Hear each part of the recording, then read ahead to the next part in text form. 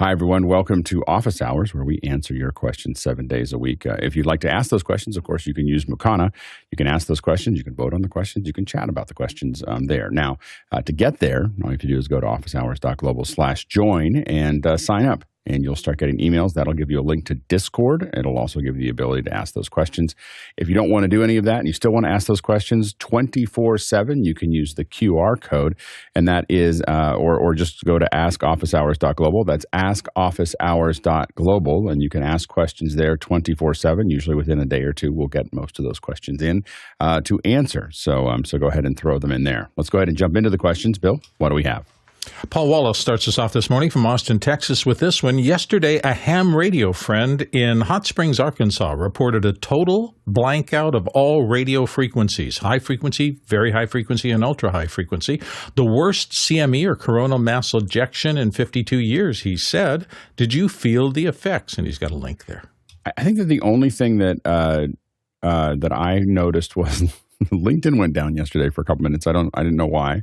I don't think it has anything to do with this. But I didn't hear any radio effects. I think the issue is that if you're not listening to the radio, or if you're not watching a lot of those things, and most of us don't anymore, you wouldn't see those there. Now, the worst CME in the last 52 years, that's a that's a big CME, but it's still not as big as some of the ones that have happened before that, more than 52 years ago.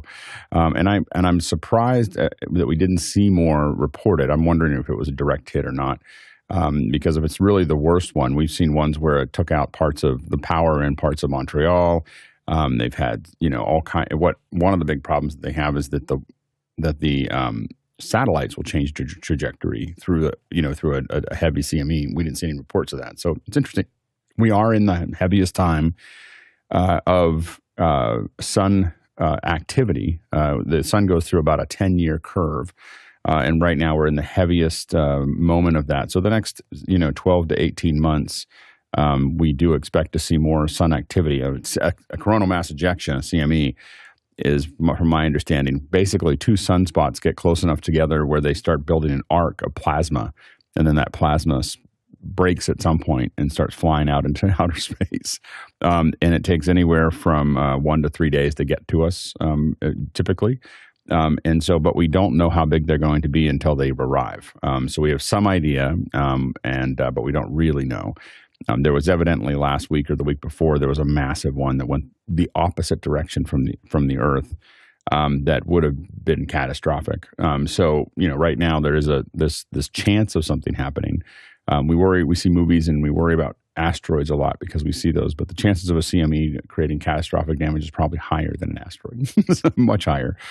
So I think that we'll keep tracking it, but it should be something that is worth paying attention to for the next year and a half or so, and then it'll ease out for another decade.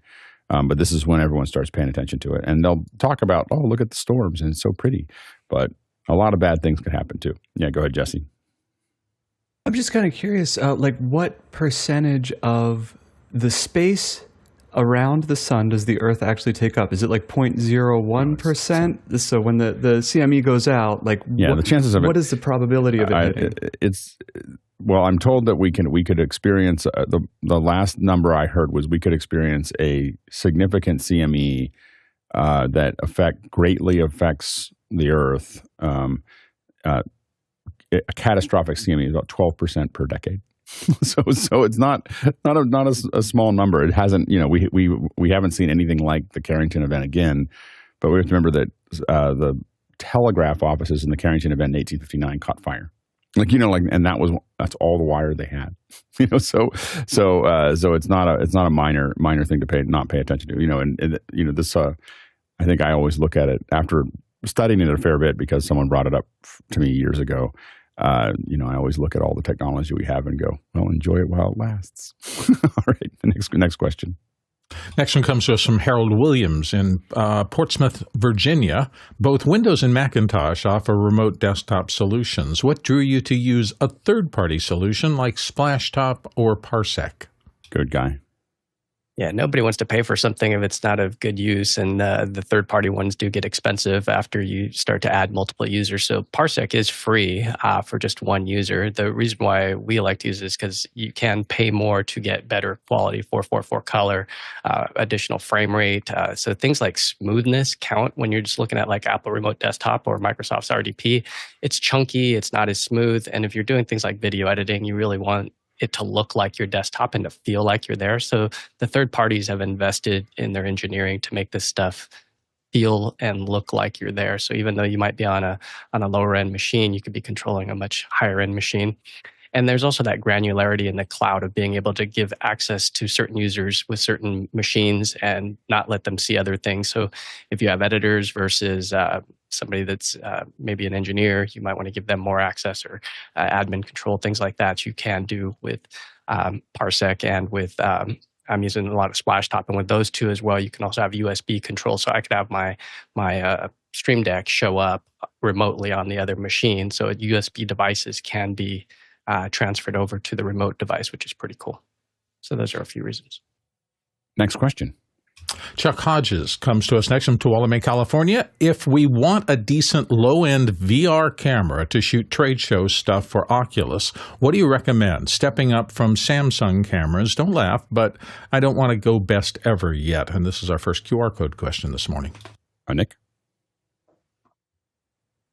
Yeah, so I don't know which Samsung camera you're thinking of that you have, but I'm assuming it's the monoscopic one.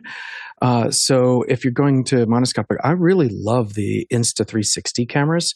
I'm using a Insta360 One, which uses 1-inch sensors, and that's working fabulously for me. And I think there's even newer models now. So those are the direction that I've been going.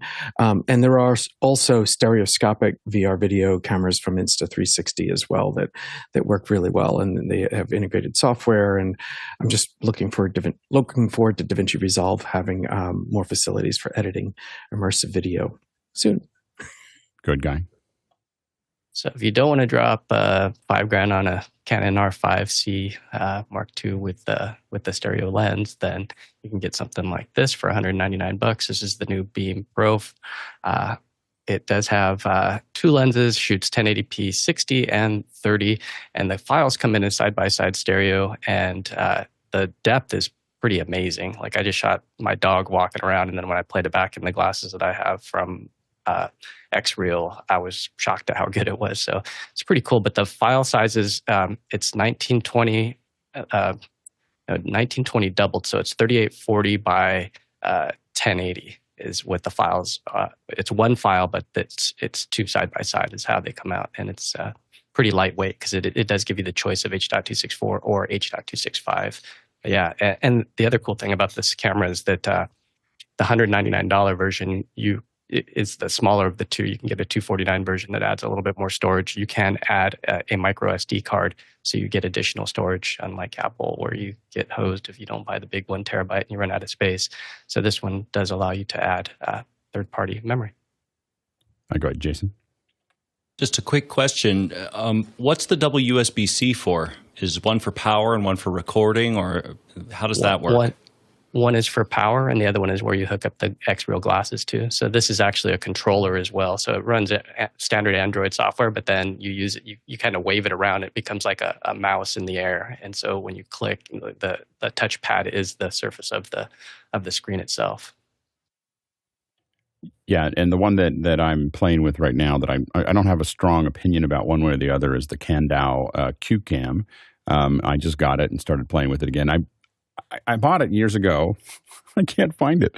So I bought it again because I'm playing with it and I want to compare it to what the Apple solution is. And it's still going to be a 16:9 stereo, but it does have the same interaxial distance, and it's about $300.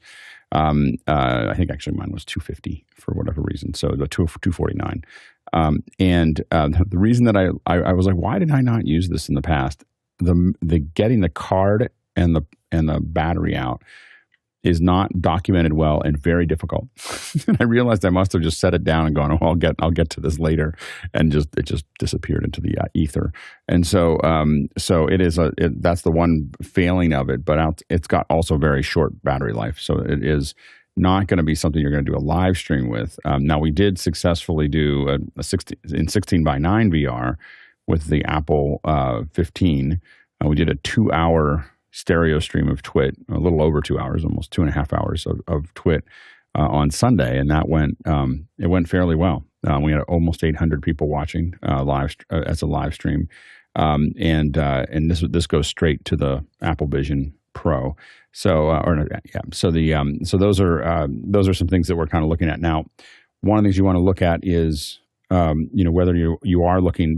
And I think that this has been outlined by Nick and Guy. It's that it's a 16:9, a rectilinear, or it's spherical, or it can be a hemisphere, which is a 180. It can be in mono or stereo. So you have to kind of decide what combination of those you're trying to do. And you can get ones that will do all of those, all the different ones. Insta360, Candow are two of the folks that have kind of led the camera development for a lot of these that people use. And so those are things to kind of consider. I'd like to experiment with this Candow VR cam. Let me see if I can get this.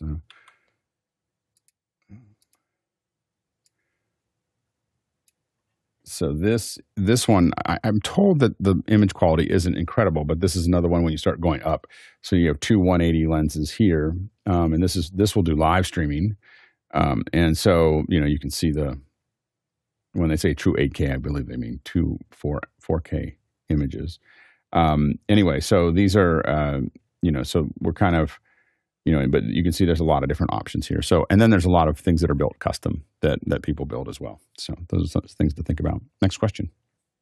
Andy Kokendorfer from VR Florida is up next. He says, I'm planning a live conference from Lusaka, Zambia in November. Any contacts you can share for a mobile VSAT service to support live streaming? Cellular IP is not viable in Lusaka. Thanks. Yeah, if you're looking at a satellite uplink, Andy, you could probably reach out to me. I use a company called LBI, and they Melody. If you're watching Melody, hi. So I think she's seen the show a couple times. Anyway, Melody finds me satellite trucks all over the world. So she has not been unable to find me a sat truck ever. So and I've gone to some pretty crazy places. So if you reach out to me, I can get you her contact information. But LBI Sat is the company that I use. You can reach out to them directly if you want to as well. But they basically, it's not that they have the satellite trucks, but they know everybody everywhere, and they can usually track down a truck. So what you're looking for typically is, the one thing you want to pay attention to is whether it's rainy season or not rainy season in Lusaka. It's beautiful. City, by the way, I've been there. So, but if it's in rainy season, you're going to want to try to find, if you can, a C-band satellite uplink, because the rain can be pretty intense, and a KU truck will not be enough to get through most of the rain. So if it's a rainy season, then if it's not rainy season, if it's dry season, the chances of you getting a really heavy storm is pretty low. And you could probably get away with a KU truck, but otherwise you'd probably want a C-band truck. The question is whether you only want to go one way or two ways. It sounds like you only want to go one way, which is relatively straightforward. If you want to go two ways, it's a little more complicated. The other thing you're going to have to think about, and LBI can help you with this, is you got to take that signal, you got to downlink it somewhere, and then send it back or encode it, or put your encoders where they're going to be, because that's just a video signal. So typically you're not going to get internet connection. You can, but a lot of those trucks aren't equipped for that. So what you're going to end up doing is sending it to a satellite that's usually over the equator, and then you're going to pick it up. Now from Lusaka, you probably are not going to be able to pick it up from the United States. So you're most likely going to pull it down at BT Tower in London is probably where you're going to see it. There's a chance that you could see a satellite where you could get it at DCI and in DC. They have like 26 dishes on the roof. That's where my office used to be. And so they may be able to trade those satellites, but it's a pretty long haul. So you may end up with needing to pull it down either in the Middle East or London, and then you're going to fiber it back to the United States where you're going to encode it. So those are things to look at. If that brings up more, and the VSAT, if you're looking at VSAT and you're really talking about like a small little dish, I would not recommend that. That's usually K-band, and that K-band, even if you have, dense fog, it will be enough to kill that wavelength. So I would not use that for an event that mattered. And I used to own one. So next question. Next one comes to us from Gabriela Estacio Macera in Sault Ste. Marie, Michigan, looking for your opinion on the different HDMI cable signal amplifiers for long runs. We're looking at the Legrand C2G 4K inline extender to get to the back of the class or for our theater shows. Thoughts? Guy? Yeah, from that same company, Legrand and Cables to Go, I'd be looking at the HD-based T models instead. It's a lot more money, but these are guaranteed to work. It runs over, it basically converts it to Cat 5, Cat 6, so a category type of wiring. And then you get these gang plates. We use these at our church as well, and I've seen these in a lot of installs. So these are the way to go. Talk to an AV integrator that does this stuff for a living, and that way you're getting the proper advice, because it'd be a shame to run all that wiring and then have it fall apart. So I would go with what's the industry standard, which would be this model. Go, Jesse. Also, when we're doing long runs, we don't do HDMI. We get decimators, convert to SDI, and then decimate it back to HDMI if we need to get back to HDMI. So you might want to look into that one as well. Go ahead, Jason. Yeah, I was thinking the SDI HDMI switch, but I like Guy's solution. If you don't have $1,000 to throw at it, Monoprice, I've had some decent luck at monoprice.com using Balins that will convert it to HD-based T and then back again. Next question. Paul Wallace in Austin, Texas. Up next is U.com, Too Good to Be True. For $15 per month, you get unlimited premium AI models, Explore GPT-4, Claude 3 Opus, Gemini Pro, Zephyr, basically everything AI, except Apple, of course. What is the best everything AI tool?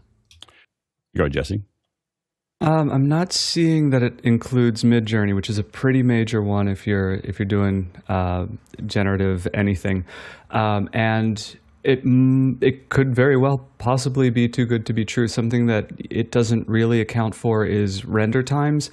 So there's expedited rendering and then low priority rendering, and when you're buying packages like this, they might bump you to lower render priority, which will make every request that you submit take more time to get back. So that might be where the too good to be true really kicks in. Go, Jason. Yeah, my first thought was, has anyone remembered MoviePass in the last little while? Because I don't see how this could work.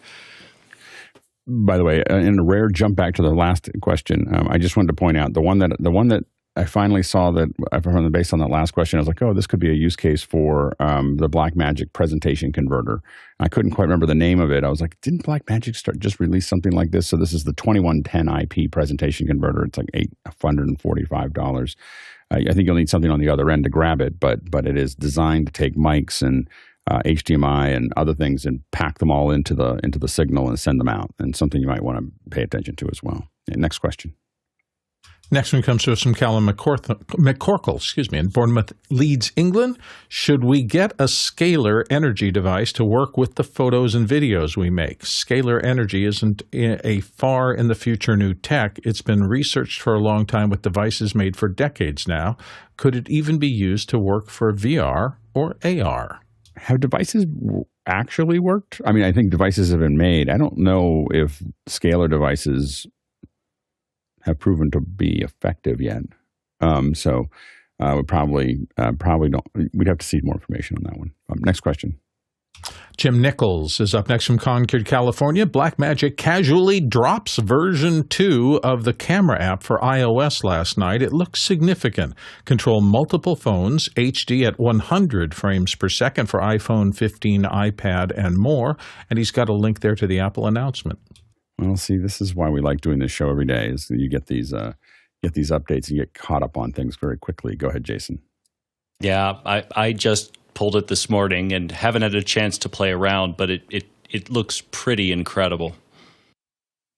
I'll be interested to see, we had this problem I had over the weekend that I had both with the spatial stuff we were doing as well as the Blackmagic camera, that it wasn't able to see it was able at a couple weeks ago, it was able to see the Mix Pre 3 and in iOS 18, it's not able to see it. I mean, Blackmagic keeps failing, the Blackmagic camera. So it'll be interesting to see whether that needs to be updated or not.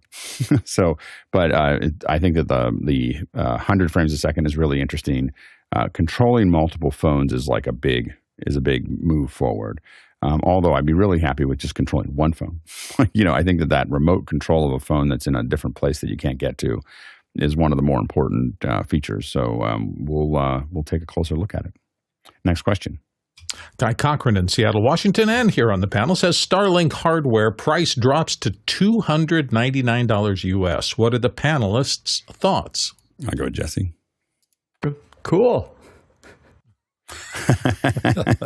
I mean, it's now, Guy, is this the V2, V3?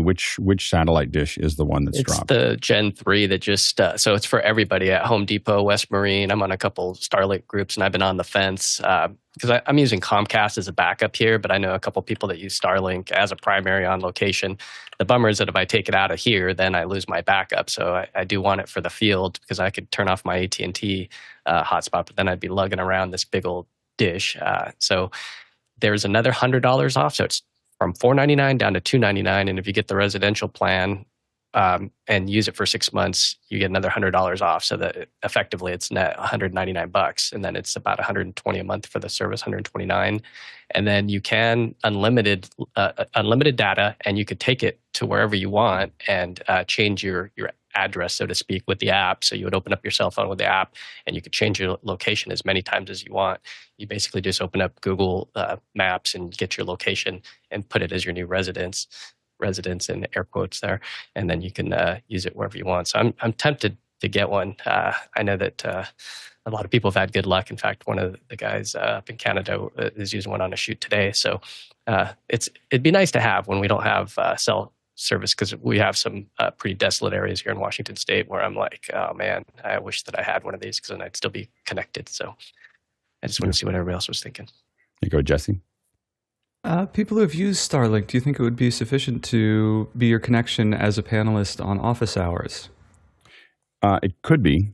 The problem that I've had so far with Starlink, and I think that the newer versions are less susceptible, is that it works really well when it works, and then it drops out for 20 seconds every 45 minutes. Like it's missing some satellite or whatever. And so if you really don't have, what I've had problems with is I really don't have an open sky. And I think, oh, that's not that big of a deal. And then when I have one, and then it became a thing, like all the time, like, oh, I can't do it here, I can't do it here. And I just kept on running into places where it wasn't going to work because I didn't have enough open sky. And so, it not having open sky came up more often than I expected, including my house. So my house is on a hill, and there's some places down below, but there's just trees over my house or up around my house. And there was just no place that I could put it where I was going to get enough of the sky to always have it. So you just have to really think about where you're going to be, and is that area going to be enough open to make that actually work? But what I found is it was dropping out. And the problem is for me, for production, like if it's dropping out and I know it's going to drop out 20 seconds every 45 minutes, it's not a usable solution. So that's been, as something to surf the internet or to be able to check things, I think it's fine. But I've known people who have, put these on people who are installing these on their cars. They're installing them on their planes. so they can do a lot of those things, but you really have to have a lot of open sky to make it work. Next question. Gordon Lake in Los Angeles, California. Up next, B&H has dropped the price of Blackmagic Design's Ultimate 12 HD Mini Keyer from $495 to $295 US. Is there a good reason not to buy it? Go ahead, I Nick. love the phrasing. What I'm seeing is that both the Mini as well as the non-Mini 12 HD are both discounted by $200. So it's interesting that the Mini has a clock countdown on it, and the non-Mini does not. So I'm not sure what's going on there, but I think I have both of these, and the Mini is great as a desktop, simply A over B. You've got your camera with a green screen backdrop, and you just want to have a background replacing that green screen. It's great for that, and especially if it's paired with something like an A10 Mini, because then you can do any overlays with the A10 Mini. So the question was, is there a good reason not to buy it? I definitely prefer the non-Mini 12HD because of the connectivity on that. It has inputs for garbage mat. It has inputs for holdout mat. It's got outputs for both the RGB program out as well as the output mat. So you can actually use the key in other tools like Unreal Engine, other devices. So, I would just point out that both of these are discounted by the same amount right now. And so you may want to consider, the trade-offs between the features of those when you're choosing to buy. Go, Jesse. Two reasons not to buy. The first is that you don't do that much color keying or extraction. And the second reason is that you want to wait for the model that's going to be replacing these when you're seeing like 50% off, nearly 50% off on the Mini. They're trying to clear house pretty quickly. The real problem with the HD versions is that your video signal is 422. So you're getting a 422 signal, which means that the color is half resolution. So it's basically half the resolution. And where you see that is along the edge of a key. You'll see a little bit of stair-stepping that occurs that's not really easily reduced. So the Ultimatte does a great job of pulling the green screen, but it can't fix things that aren't there. So that's why I tend to, if I'm doing an HD delivery, what I really want to do is key in 4K and then deliver in HD, because when you scale down after you do the key, it'll remash those edges for you. You're basically oversampling.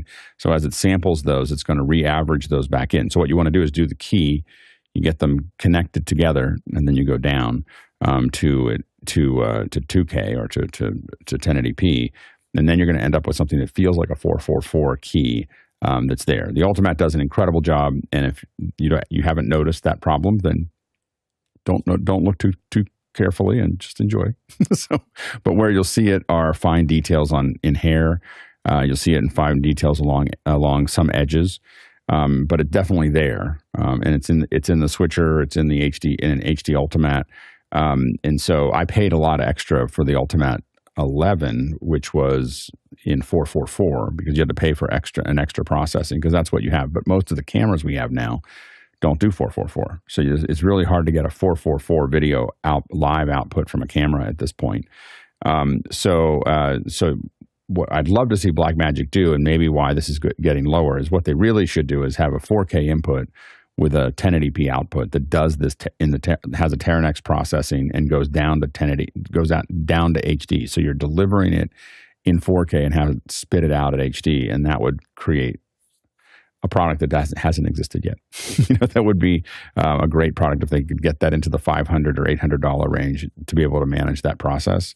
That'd be a very valuable product, because a lot of us have 4K capabilities in our cameras, but we just need to be able to have something that can key it.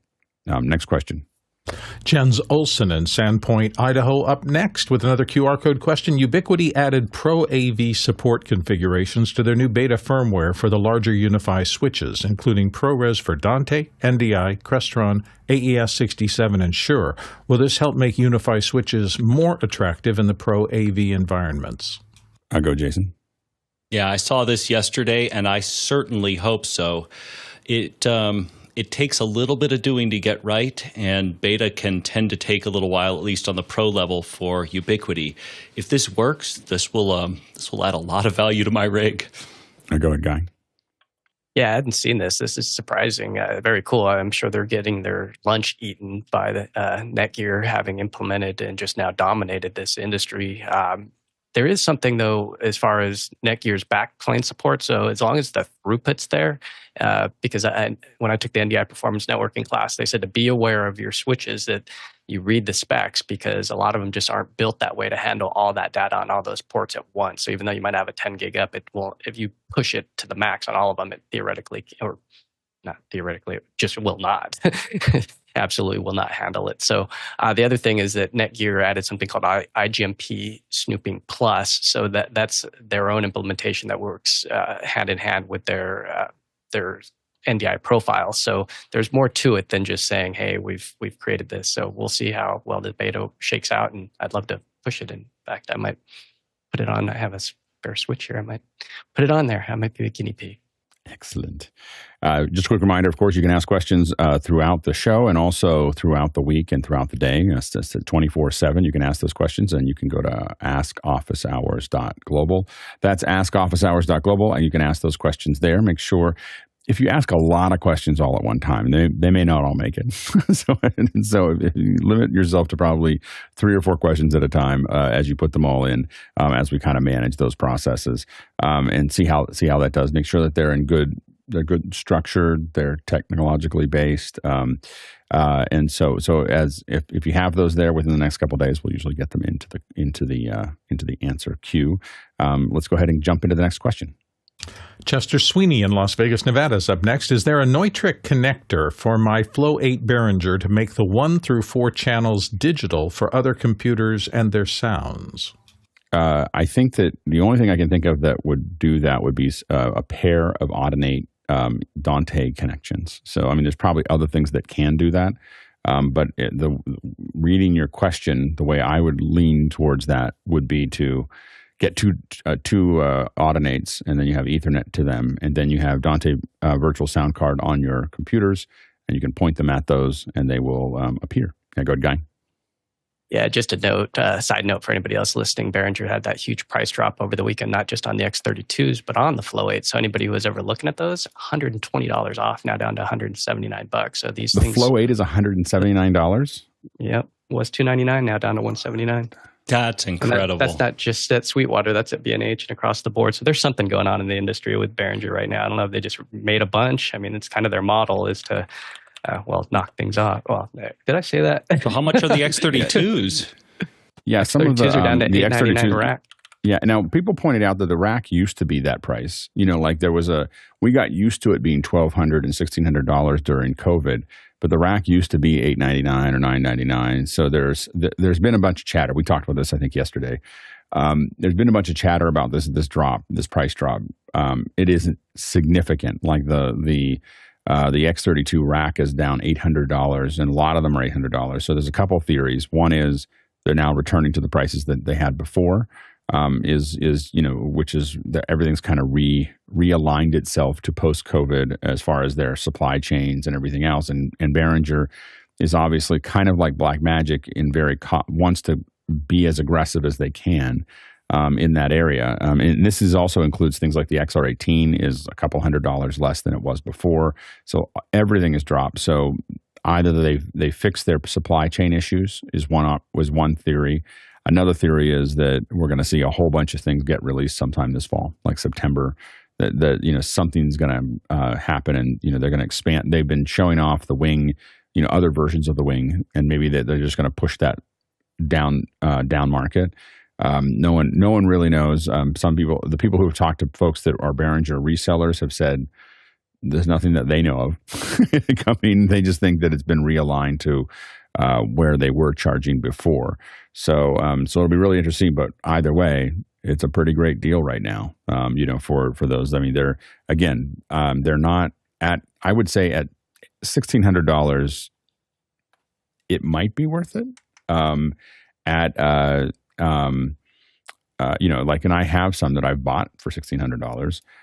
But because of the compact nature of it and because of the controls and everything else, and we use it for the show here at $800 or $800 or $900, I don't know of anything else at that price point that is competitive with that mixer. Go ahead, Guy. Yeah, I was paying attention to some of the forums over the weekends and saw this pop up, and a lot of people are like, even if the wing does come out fast. The infrastructure of skilled labor in this market, a lot of people are so used to the Behringer X32, it's become pretty much a standard. It's everywhere. And so learning that device is it's going to be a long transition, not a short transition. So I just bought an X32 Rack for $1,300 a couple months ago. It does. And then I bought the extender as well, which the extenders have dropped in price, both of them. So the X-Touch extender and then the regular X-Touch have both dropped in price, I think around $100 each. So as a package, I took a hit. But also the thing that you want is the Dante card if you're going to get into Dante, and those haven't dropped in price. So that's the one saving grace is I picked up my Dante card from a church here locally for $200. So I got a little bit of a discount there. Now, Mickey says the X32s aren't worth it. With the DM3 around, I would rather have 2 DM3s if I need the channel count. The problem is for me is that the form factor. Like I need a rack. Like I don't want the mixer where the I/O is. Like like that's the issue is that I don't want. That's why I lean into it. I haven't bought a X32 with direct faders for a long time. We have them. We used to own a bunch of them, mostly the Midas versions, and then the X3240 I think we had for one of our studios.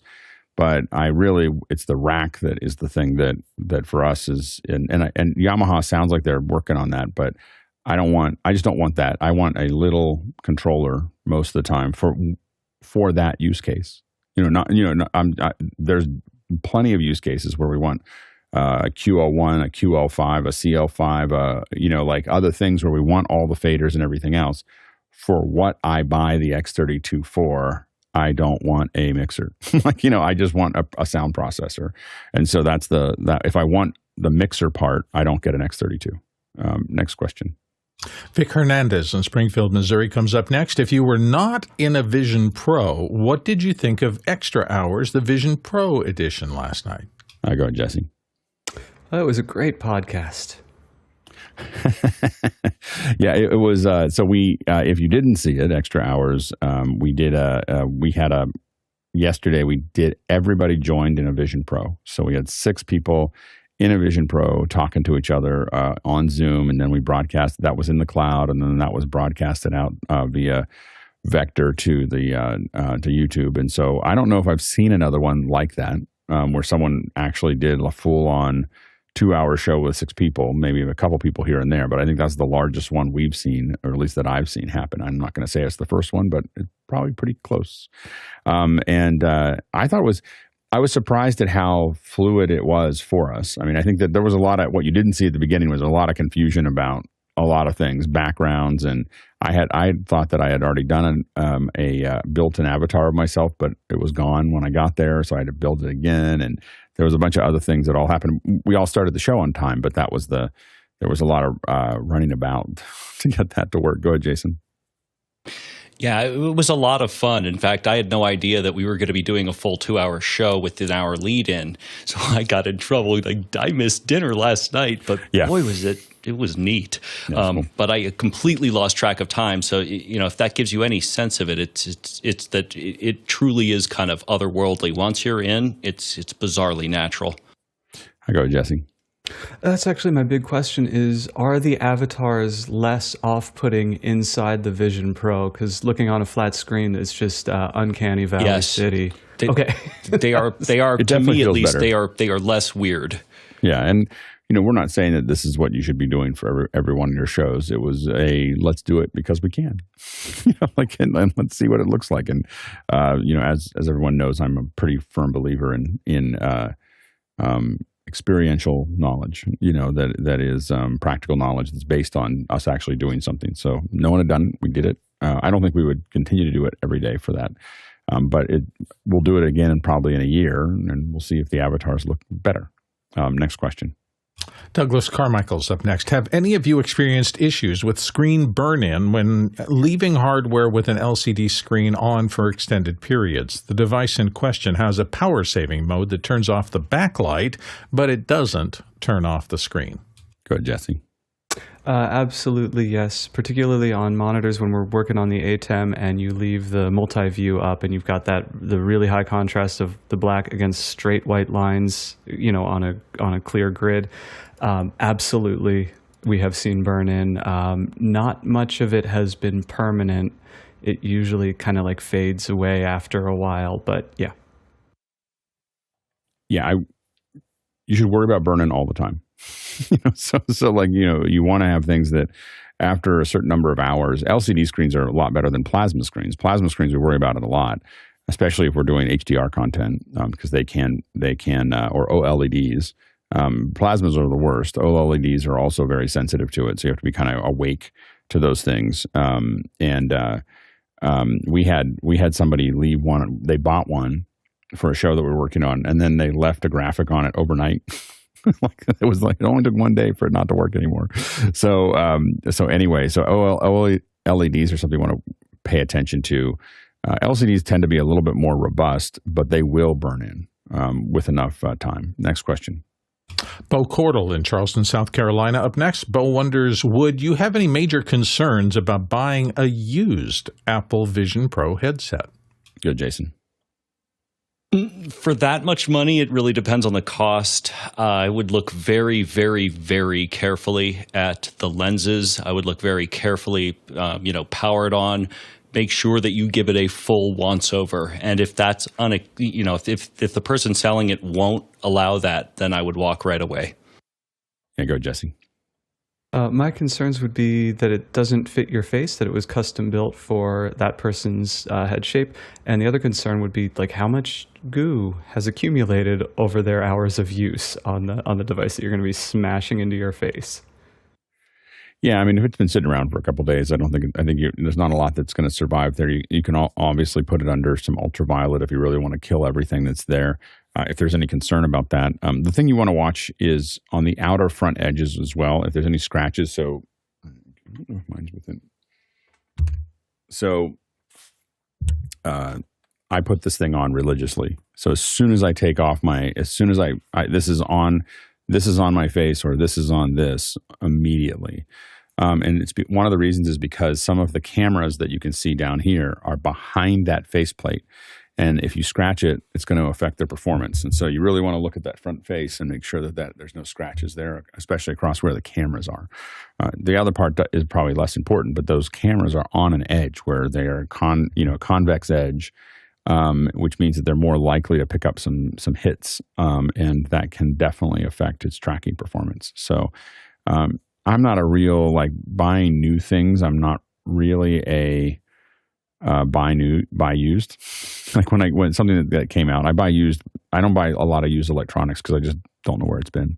Don't know what it's been through. It's hard to tell. It's not like mechanical. You can look for wear and tear. So I tend to lean against that, but it's pretty cool. So hopefully you get a really good discount if you're buying them used. Next question. Chester Sweeney in Las Vegas, Nevada, is back with another question. I was looking at the Behringer XR18 mixer, and I was wondering, does anyone use that UltraNet port? And what is UltraNet? Jason? Yeah, I have one of the UltraNet relay boxes. What it ostensibly can be used to do is kind of inconsequential.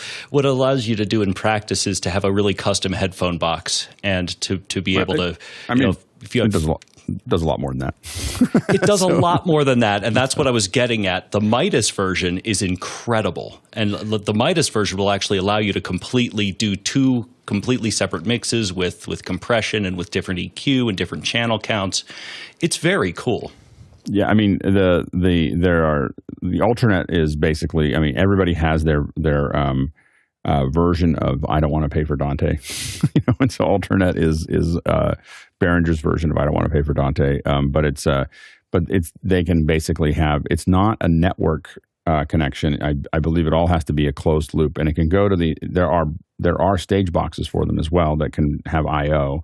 There's an S16 and an S8.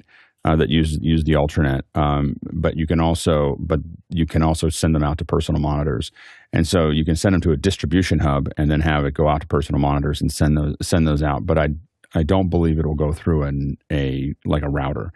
Like it really needs to be something that's there. And so Mickey says Behringer's digital transport of choice is AES50. Oh, there we go. I don't know, alternate, but I've used the alternate boxes for that. AES50 is the Midas one. That's the higher end one that will actually work on the X32 too, but it's significantly more expensive. Yeah, go ahead, Guy. Yeah, I was just going to say the same thing. Matthew Parker was showing us some of these behind the scenes that you can hook up and have each person have their own mix. So if you have a theater with a band and you want to give them more drums in their ears or no drums because who wants more drums in their ears? You can season the taste, so to speak. But these also saw a significant price drop of $160 down to $139. So that's pretty crazy. But these are Ultranet, and that would connect just with that one cable. But AES50 is the one that's used on the back to transport from those S16s and S32s. Obviously, it's been a while since I've had to think about that. So the alternate there, and I will say the personal monitoring systems. My daughter uses them at the church that she plays at, and she loves them. So to be able to control what she's doing, they all have their own kind of personal mix. Next question. Next one comes to us from Russell K. in Brookline, Maine, doing a series of 3-camera interviews with the Canon R5C and 2 R5s as the B cam. Is there any reason to save the original files from the R5s after using the Tentacle Synch software to embed the audio into the R5 files? Go ahead, Jesse. We hew conservative when it comes to saving data. And what I mean by that is we save all the data that we create on every project that we're involved in.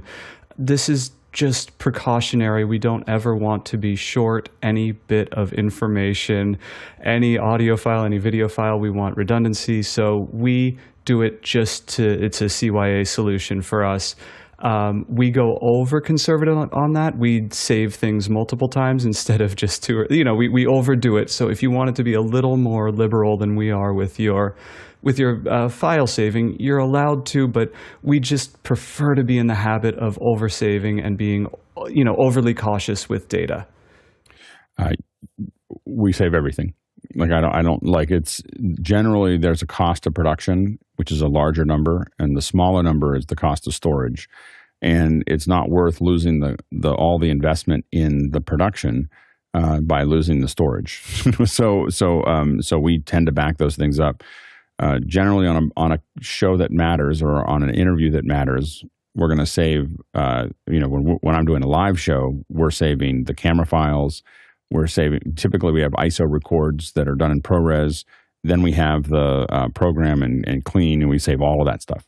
So you can always go back to those. So yeah, I agree with Jesse that you always want to be saving every file that you have there, because if something didn't quite work and you find it later and you threw those away, it's not going to be great. So yeah, always save your original files. Next question.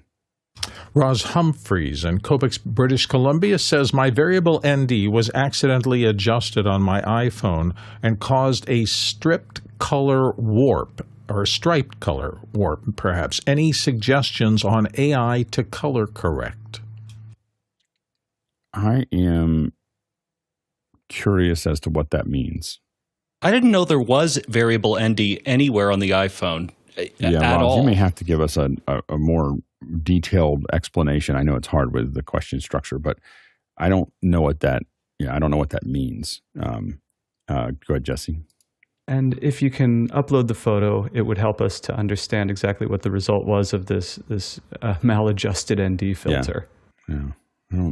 I just can't picture what that problem is. Next question. Douglas Carmichael up next, and Douglas says, I saw a band that mixed their own in-ear monitors on an M32 rack and had an iPad on stage to adjust them. Ever seen that? Go, Jesse. I haven't seen that, but just to be clear, it's in-ear monitors, so that is what each musician is hearing in their ears, not the mix for the room. You would not want the band mixing for the room on the stage themselves while they're performing, but for hearing, being able to boost vocals or boost guitar, bring down the drums a little if they need to in their own individual mix, go for it. No reason not to leave them in control. Yeah, I've actually seen this very frequently. So a lot of the bands, especially bands that are doing their own mix, these are bands that play, in a smaller stage. But providing a separate mixer that's just delivering what what they need to hear is really common, and I've definitely seen them use iPads to do it. So they're walking around. Usually, what's happening is different ones are making requests. One of them is using an iPad. Sometimes each one of them just gets the iPad and so they start playing, and they play with it until they get to what they want. It is a nice white glove service to have someone on stage there just asking them what they need, and doing it. But a lot of bands don't have that luxury. So and when they don't have that, a lot of bands are very capable of both building their mix for the crowd as well as building the mix for their ears. It's a pretty common for fairly forward leaning technological bands. And it can be very analog band, but they just know what they're doing there. Next question. Chester Sweeney in Las Vegas, Nevada has this one. Which is a better mic for a sudden Zoom call in a quiet room, an iPhone 14 Pro or the mic on an M1 MacBook Air? Go ahead, Bill. In all recording your voice or broadcasting your voice, the proximity of the microphone to your mouth usually is the biggest single affecting factor. So I would find it harder to get closer to a MacBook microphone embedded in the screen than I would an iPhone, which I can get closer to my mouth. That's pretty much true across the way. Now, the beamforming microphones on the MacBooks are pretty good, but that inverse square principle, cutting the distance between the microphone and your mouth by a factor of 2 gives you 4 times more separation from room noise and things like that is just pretty hard to beat. Now, if you have to have the iPhone at the same distance as your laptop screen, you're not getting any benefit at all. And we would always suggest you put an external microphone on and get it close, as most of us here at Office Hours do every day, to make sure that your signal-to-noise ratio is optimal. Go ahead, Jason. Yeah, at the end of the day, it just depends on which one you can get closer to your face. And if you can do that with a MacBook Air, then excellent. I would be very surprised if there would be a huge difference in a quiet room because, again, the beamforming array on the MacBook Air is truly impressive, only to be beaten by the iPhone. Go ahead, Jesse. Do we know if it's the exact same microphone in the MacBook Air that they're using in the iPhone? And if not, do we know which one is a better microphone? I don't know. I will say that the M1s are good. The M3s are, the M3 Airs are, or the M3 laptops. Their mics are incredible. It's the first. We had a guest that came on with it, and I had to have them tap the mic so I understood which mic they were using, the mic that we sent them or the mic that was in the computer.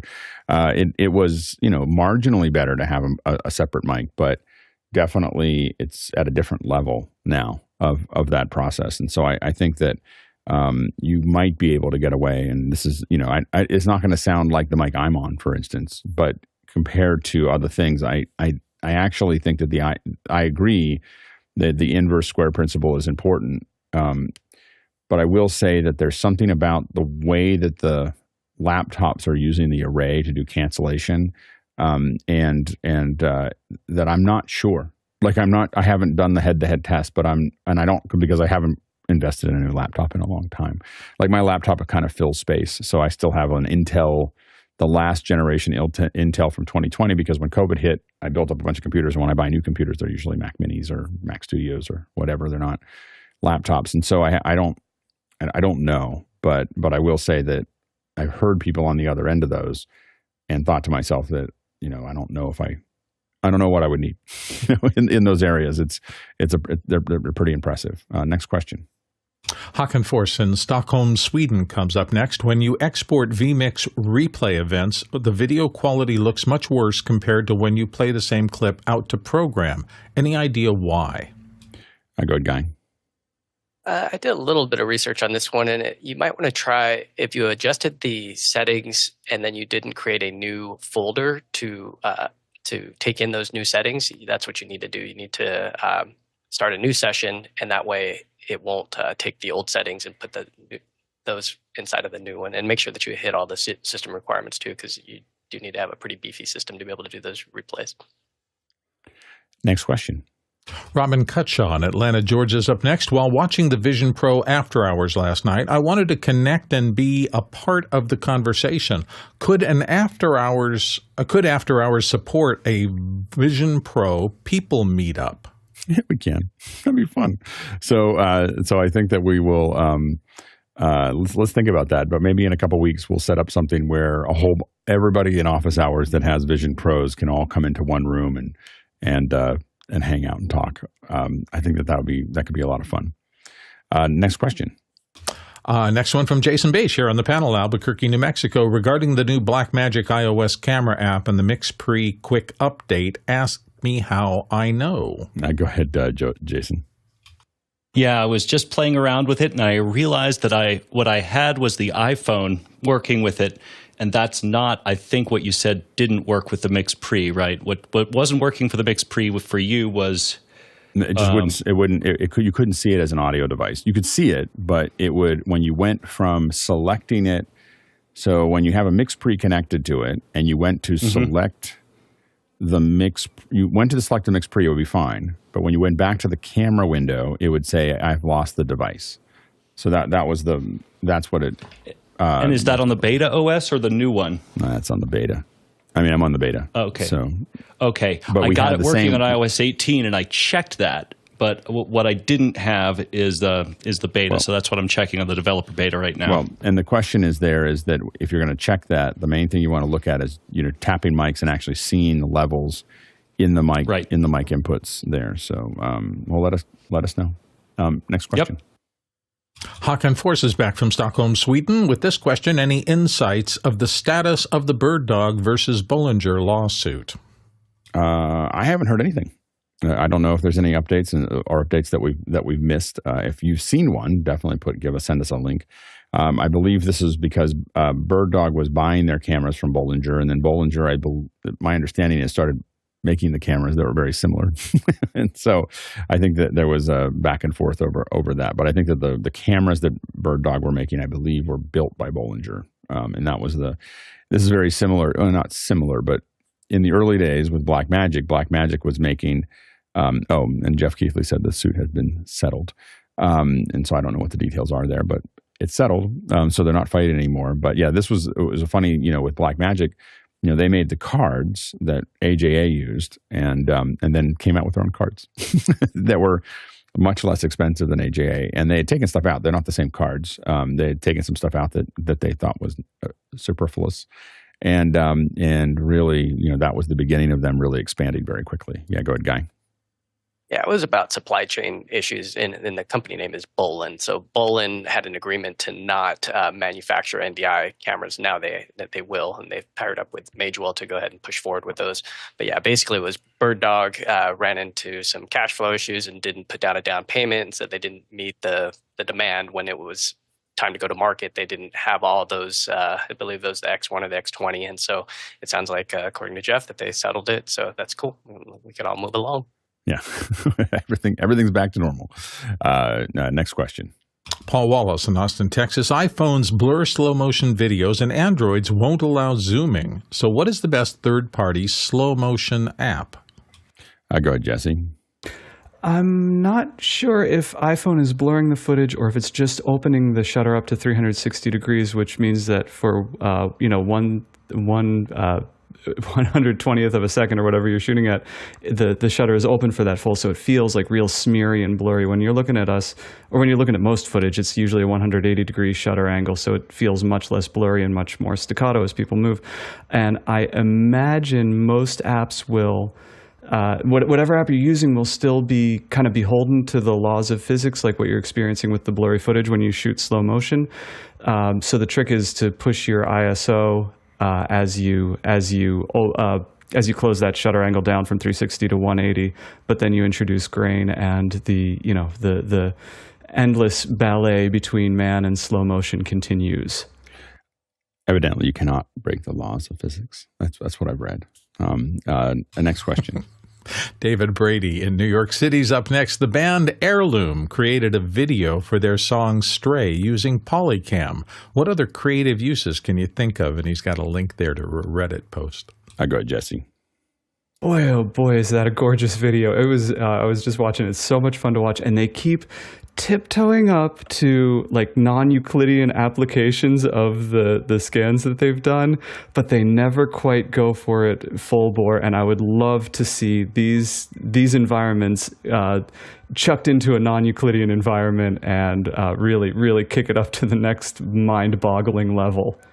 Yeah, so they evidently digitized all this with Polycam and then built it out. It's a really interesting video worth checking out. We'll hopefully put that in the chat. For some reason it's not. Here we go. So you can see these. Yeah, really interesting. So anyway, so that I love when they're people are creative about that. Coming up tomorrow, we have a Q&A, an hour of Q&A, so check in for that as well. And then of course, I moved this over, and now I've lost my notes. So I'm going to, we will tell you at the top of the hour what's coming up next in an unusual way. Oh, I'm sorry. Thursday, Mike Yanovich, the great editor, will be here with Bill,